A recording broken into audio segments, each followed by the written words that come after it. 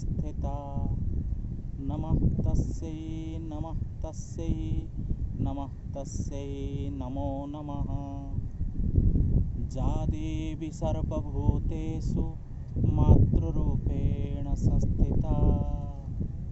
नमः तस्यै नमः तस्यै नमः तस्यै नमो नमः। नमस्कार, कल्पतरु मिश्र समस्त दर्शक मानू शारदीय अभिनंदन ज्ञापन करुछि। आपण माने जानिछंती जे एबे आरंभ हो जाइछि जगज्जननी माँ दुर्गांकर शारदीय पूजा उत्सव। नई पठारे हसुछि काशतंडी, शरतर आकाशरे निर्मल शोभा। ए शोभा सम्भार भितरे धरावतरण करिछंती जगज्जननी माँ दुर्गा भगवती। एबे चलिछि मांकर शारदीय पूजा उत्सव। प्रतिवर्ष 16 दिन व्यापी यह पूजा पालित होउथिबा बेले चलित वर्ष आश्विन मलमास जोगु ए पूजा 1.5 मास धरी प्रचलित हेबो। प्राय 1.5 मास धरी सकल शक्तिपीठरे चलिबो मांकर शारदीय निराजना।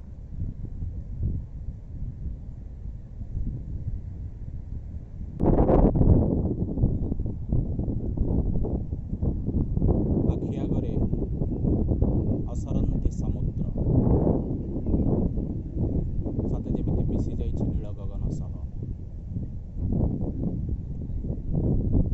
नील गगन रे भी धला मेघर संभार।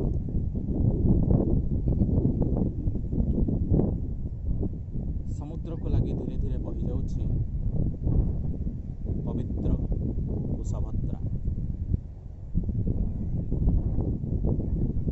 कहीं केउ कालरू देवी नदीर एक शाखा रूपे पुरी जिल्ला दे बही आसीछि ए कुशभद्रा नदी।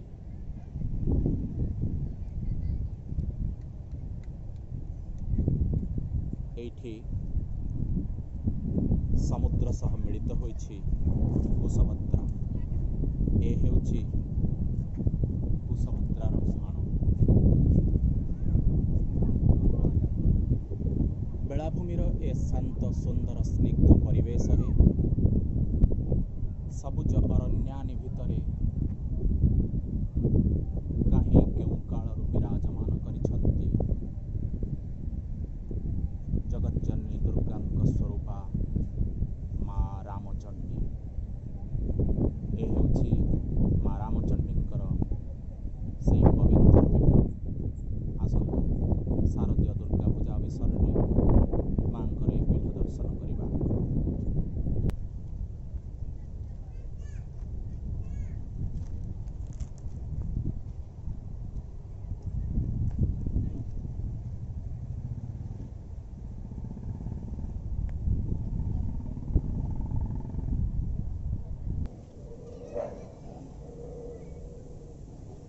ए हेउछि माँ रामचंडींक पीठस्थली।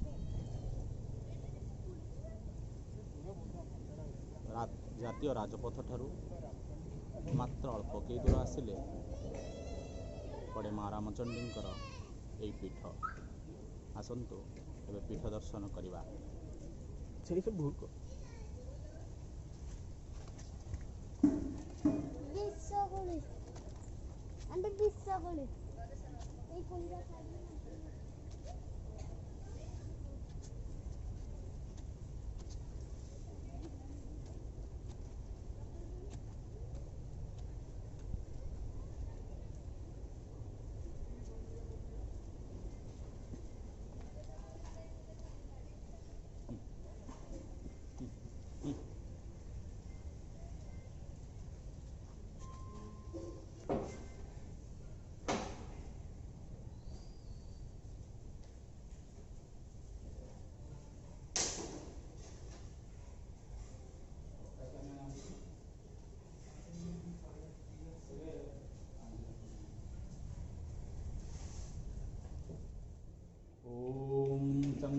चंद्रहासा चकितचहसा चातुरा शुभ्रकेशा जं जं जगतमाता जगतजनहिता योगिनी योगमाया डं डं डाकिनी डम्बरुवसहिता डाकिनी डाकहाका रं रं रक्तवर्णा रुधिरमणिमया पातु मां देवी दुर्गे। जय मां रामचंडींकर जय।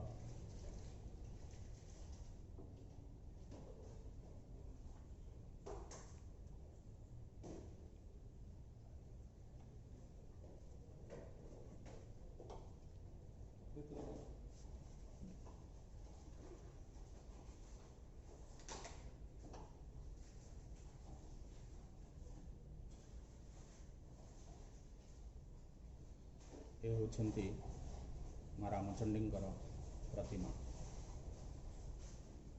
आपण माने देखि पारुछंती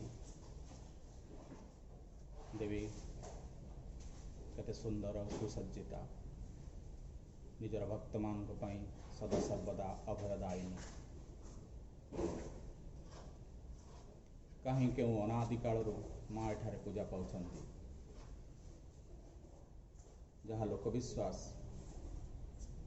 प्रभु रामचंद्र वनवास समय जिबा बेले एठी मांकर आराधना करथिले। अर्थात प्रभु रामचंद्र पूर्वर भी मांकर अवस्थिति सेबेठारु माँ ए समुद्र कूल रे पूजा पाई भक्तजन कष्ट लाघव करुछंती। आज्ञा जगन्नाथ मांग सेवक मांगर कौन केमती दैनंदिन नीतिकांति नीतिकांति तो पार्वणी चलती मांकर वर्ष जोड़ा आश्विन मास सुधा सुधा 1.5 मास 45 दिन पूजा चली।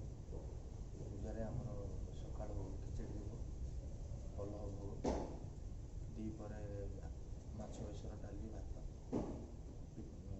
पिठा भोग पुणी राति की अन्न डालमा दही पखाड़ माछ बेसर एपरी भोग नीति होता है। सन्ध्या बेले सन्ध्या आलती आलती पर पुणी मांकर मार्जना अच्छी मार्जना पर भल भोग हुए तापर राति की सूर्य भोग सरी बड़ भोग बर्तमान जमी षोड़शोपचार पूजा हवा कथा ब्रह्म भवन चंडीपाठ चलती 2 बेला चंडीपाठ हम तापर षोड़शोपचार पूजा आमर मुख्य पूजारी अच्छा पूजा नियोजित होती।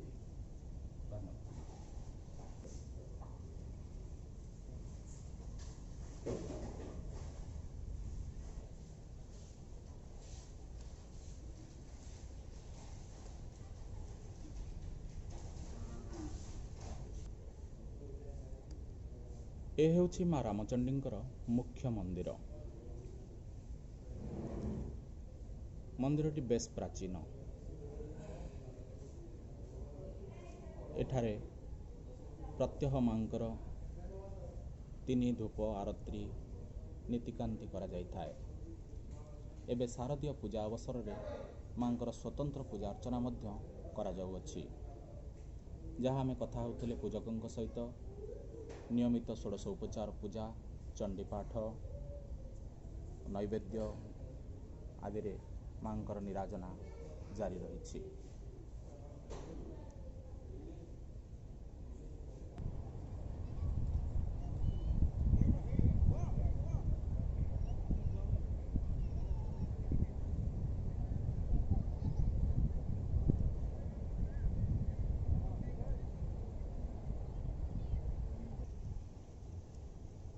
मां मंदिर चतुर्पार्श्व अनेक पार्श्व देवादेवी पूजित। एठारे मध्य नवग्रहंकर प्रतिमूर्ति स्थापन करा जायछि। ता सहित विद्यमान अछंती प्रभु चंडेश्वर महादेव।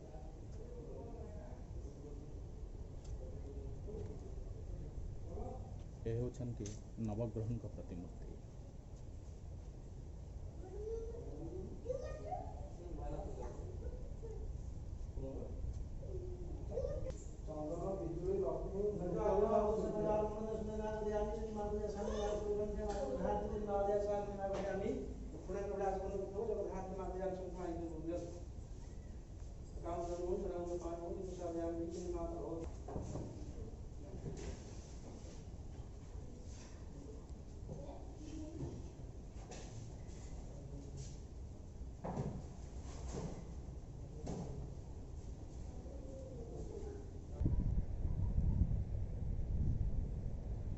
ଛୋଟିଆ କଥାଟିଏ, ଖୁବ୍ ସୁନ୍ଦର କଥା।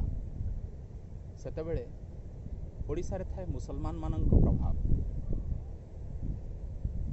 ଓଡ଼ିଶାକୁ ଆକ୍ରମଣ କରିଥାଏ କଳା ପାହାଡ଼। ଓଡ଼ିଶାରେ ଚାଲିଥାଏ ହିନ୍ଦୁ ମନ୍ଦିରର ଭଙ୍ଗାରୁଜା ଆଉ ଦେବଦେବୀମାନଙ୍କର ଦୁରବସ୍ଥା। ଠିକ୍ ଏଇଭଳି ଏକ ସମୟରେ କଳା ପାହାଡ଼ ଆସି ପହଞ୍ଚିଲା ଏ ରାମଚଣ୍ଡୀ ପୀଠରେ।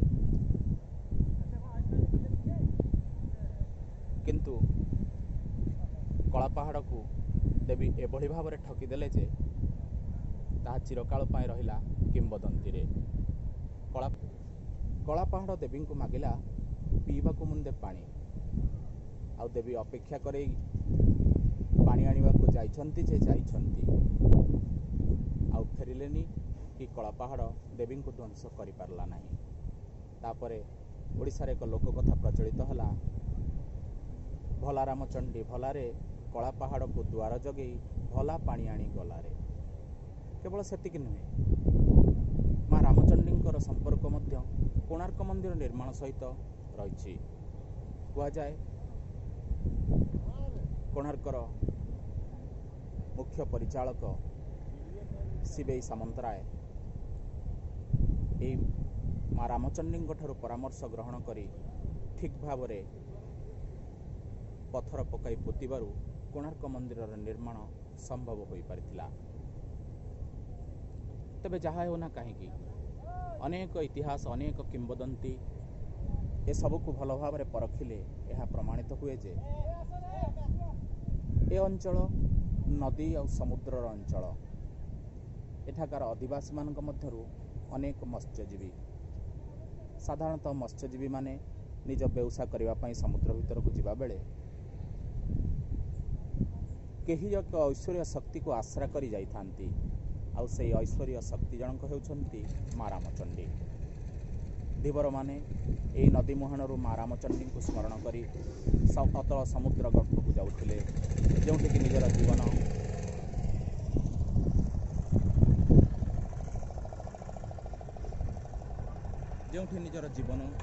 ସଙ୍କଟାପନ୍ନ ଥିଲା।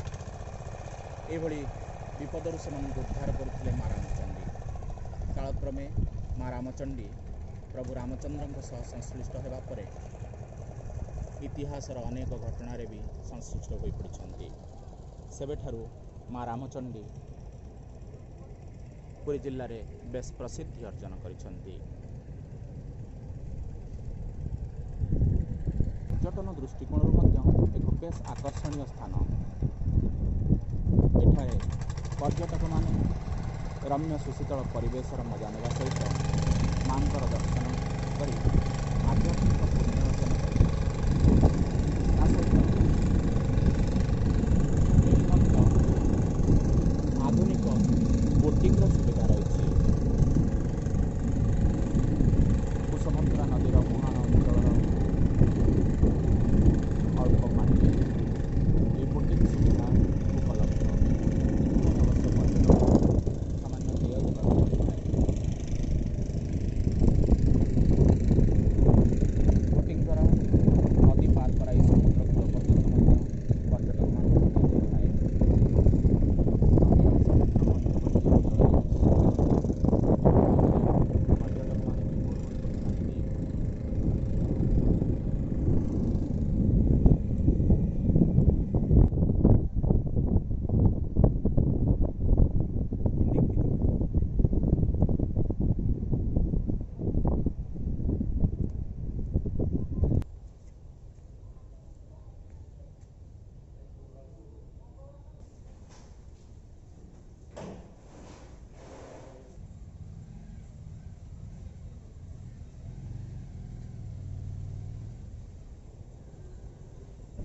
आज तो समय हो जाइए आम ए फेरबू तो आपण मैंने भी देखिले रामचंडी पीठर महात्म्य जानिले रामचंडी विषय किसी कथा आउ देखिले ए पर्यटन स्थलीर मनमोहक छवि।